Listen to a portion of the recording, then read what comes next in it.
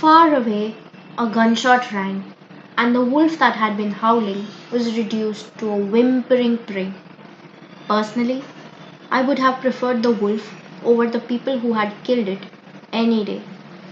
A burst of crude laughter rang out, and everybody around me visibly recoiled. This was the hard truth of Kashmir.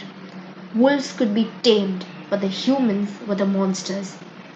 We had all huddled inside Karishma's hut, like we did every day when the fear became too tangible to face alone, when the men with the heavily applied kohl under their eyes were even more aggressive than usual. Today, however, we had gathered to finally escape the terrors. Today, we had gathered to dare to hope for a better life where safety and protection was not something we prayed for. Today, we had gathered to give a new chance to the babes we held in our arms. At the age of 50, I had a profound wish for my child to not live his life in suppression and die like his elder siblings, or worse, join the men of the cold themselves. The party in the hut trembled and shivered, but not for the cold. Karim was on the verge of tears as I held him in my arms, but he was a smart boy. He knew what would happen to his mother if he cried out, and we were discovered by the men in the cold. He had seen too much with his innocent little eyes of 8 years. He knew that if hell was a place on the globe, the president for it would be elected from the men in the cold.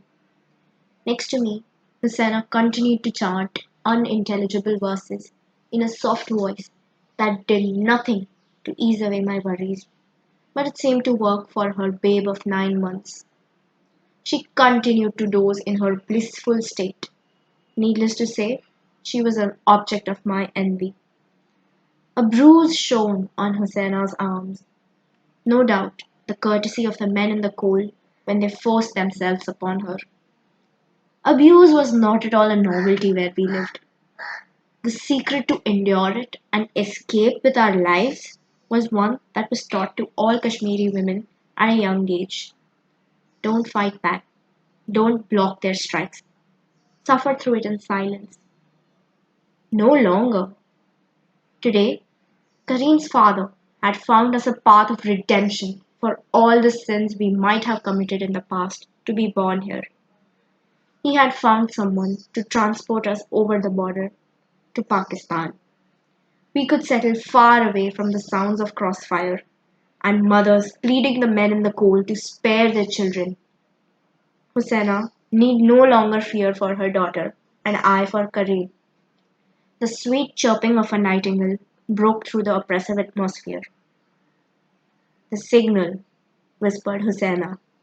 She turned her round wise eyes at me. I nodded, quietly lifting Kareem, despite the ever-present ache lingering in my back. I made my way towards the door and past it. The scuffling of Hussaina's skirts behind me was the only indication she was following. If God had asked me for a boon then, I would have asked for the cloak of invisibility Kareem always talked about after returning from school. The old well. That was where we were to assemble. I made my way forward, not knowing where my destiny lay. I wasn't even sure if we would be welcome in Pakistan. We once had a neighbor who had gone to settle away in Russia because he was adamant the conditions were the same in Pakistan, if not worse. But he was a man. He couldn't possibly understand what was worse. My will to fly away from the chains that bound me increased, along with my hope of finally being able to have a life of my own. My age didn't matter, my gender didn't matter, and at that moment I felt I could have done anything if I could walk in the darkness of the cold, abandoned streets of Kashmir. That was maybe where my folly lay. As we reached the fields of the frequent crossfire, I got even more excited for my freedom.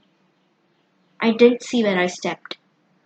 A metallic thang rang out under my feet, and Hussaina stopped abruptly.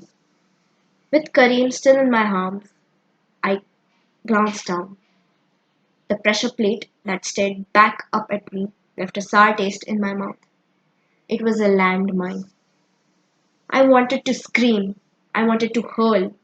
I wanted to drown my tears, but I did not. I dared not move for fear of an explosion. For a couple of seconds, Hussaina and I stared at each other. I gestured for her to take Kareem from my arms, and she obliged, with water drooping from my eyes. Go, I said.